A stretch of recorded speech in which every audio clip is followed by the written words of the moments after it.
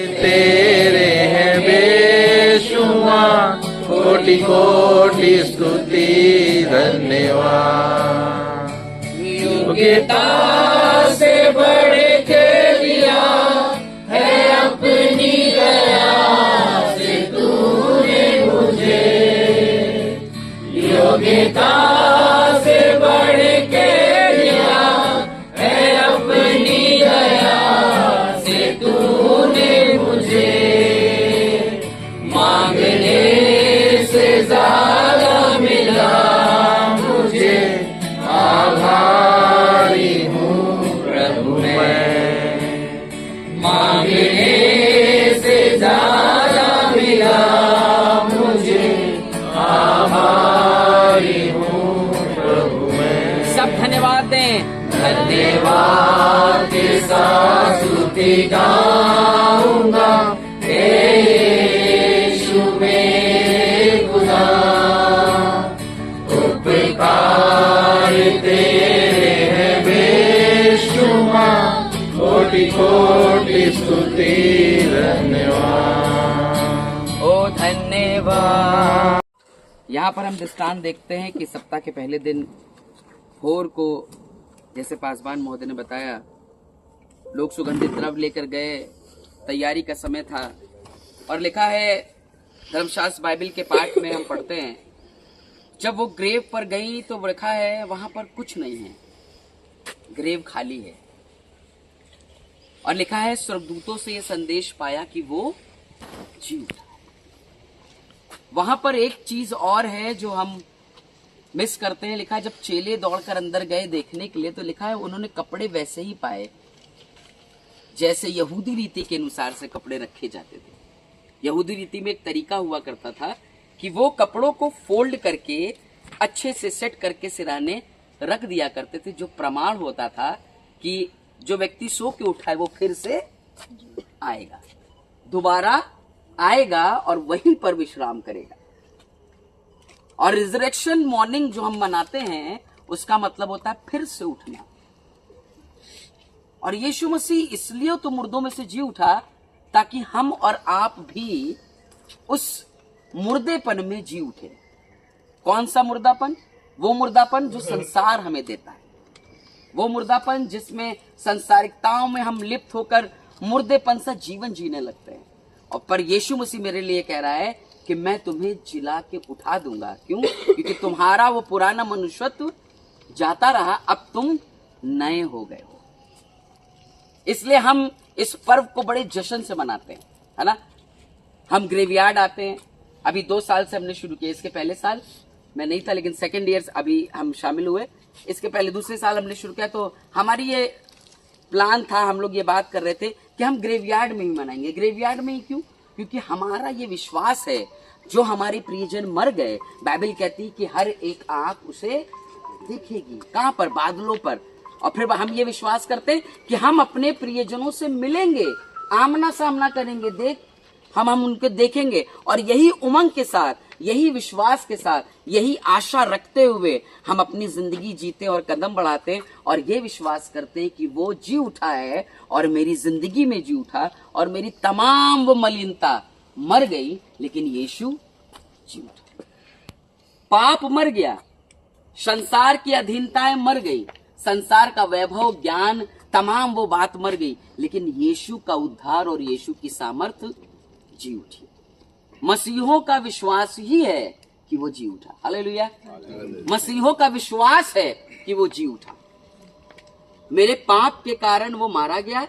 हमने गीत गाया ना, मेरे लिए आया, मेरे लिए जिया, मेरे लिए मर गया, कुर्बान हो गया, गाड़ा गया मेरे लिए और मेरे लिए ही मुर्दों में से जी उठा। क्यों? उसने कहा, जब हम नई आज्ञा के विषय में बातें, उसने क्या कहा? जैसा मैं अपने पिता की आज्ञाओं को, उसकी इच्छाओं को मानता हूं, अगर तुम भी वैसे ही करोगे तो तुम भी जियोगे। हालेलुया।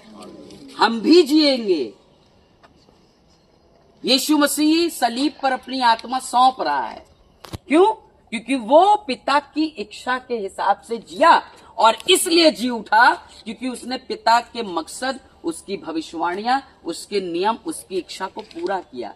हम भी अगर उसकी इच्छा पूरा करेंगे, आशा रखे रहेंगे, विश्वास धरे रहेंगे, तो हम भी जी उठेंगे। हालेलुया, हम भी जी उठेंगे। और उस दिन जब यीशु जी उठा, बाइबल में लिखा है कि उन लोगों की लोथे जो पवित्र थी वो जी उठी, वो जी उठे। क्यों? क्योंकि वो पवित्र लोग थे। और मेरा यीशु मुझे, हमें, हम सबको पवित्र करने के लिए क्या लगा, जैसे मैं पवित्र हूं वैसा तुम भी पवित्र हो जाओ। हमें दोषी ठहराने के लिए वो नहीं आया, हमें वो पाप में मरने के लिए, छोड़ देने के लिए वो नहीं आया, पर बाइबल बताती है हमारा उद्धार करने के लिए आया। और उद्धार कब होगा? जब हम प्रिपेयर होंगे उद्धार लेने के लिए। अभी पासवान महोदय ने कहा कि हम हर सुबह का वेट करते हैं रात के बाद, क्योंकि हम एक आशा रखते हैं कि अब नवजीवन आएगा, अब नई ज्योति आएगी। अभी यशाया 60 दुआ में कहा गया कि उठ प्रकाश मानो, क्योंकि तेरा प्रकाश आ गया। अभी तुम मरे हुए से चल रहे थे, अंधकार में थे, बुराई में थे, गलत चीज में थे, लेकिन अब तुम उठ जाओ, क्योंकि तुम्हारे प्रकाश ने दस्तक दे दी है। 3:20 में कहता, मैं द्वार पर खड़ा खटखटा रहा हूं, मैं नॉक कर रहा हूं तुम्हारे दिल के द्वार को। तुम एक काम करो, खोल दो, मैं तुम्हारे साथ आऊंगा, बैठूंगा, विश्राम करूंगा, बातचीत करूंगा, तुम्हारे परिवार का हिस्सा बन जाऊंगा, तुम्हारा हिस्सा बन जाऊंगा, और तुम मेरी मानिंद ही जी उठोगे। हालेलुया, मेरी मानिंद ही जी उठोगे। और हम विश्वासियों का ये आधार है कि हम उसके साथ राज्य करेंगे। यूहन्ना 14 सबको पता है ना, जब कोई खत्म हो जाता है ये वर्ष पढ़ी जाती है, तुम्हारा मन व्याकुल ना हो, तुम्हारा मन परेशान ना हो, तुम मुझ पर विश्वास करते हो, मैं जा रहा हूं तुम्हारे लिए जगह तैयार करने। ये मेरा घर नहीं है, मेरे लिए जगह वहां तैयार है। कब मिलेगी वो जगह? जब हम भी उन पापों से हटकर जी उठेंगे। हालेलुया, उन पापों को मार देंगे और जी उठेंगे, संसारिकता को मार देंगे, संसारिक अभिलाषाओं को मार देंगे और जी उठेंगे, नव जीवन पाएंगे। तब हम यीशु के मसीह के साथ राज्य करेंगे। ये औरतें ढूंढ रही हैं, ये किस्सा पुनरुत्थान का आज से नहीं शुरू हुआ। जब लाजर जी उठा है ना, वहां पर भी यीशु ने कहा, अगर तू जानती तो मुझसे कहती, मैं पुनरुत्थान और जीवन हूं। यीशु मसीह क्लेम कर रहा है, मैं हूं पुनरुत्थान और जीवन, मैं ही हूं जो जी उठाऊंगा, मैं ही हूं जो जी उठूंगा, मैं ही हूं जिसके द्वारा तुम सब भी, क्या बच्चे, क्या बुजुर्ग, क्या जवान, जो मर गए हैं वो भी जी उठेंगे। क्यों? क्योंकि मैं ही पुनरुत्थान हूं।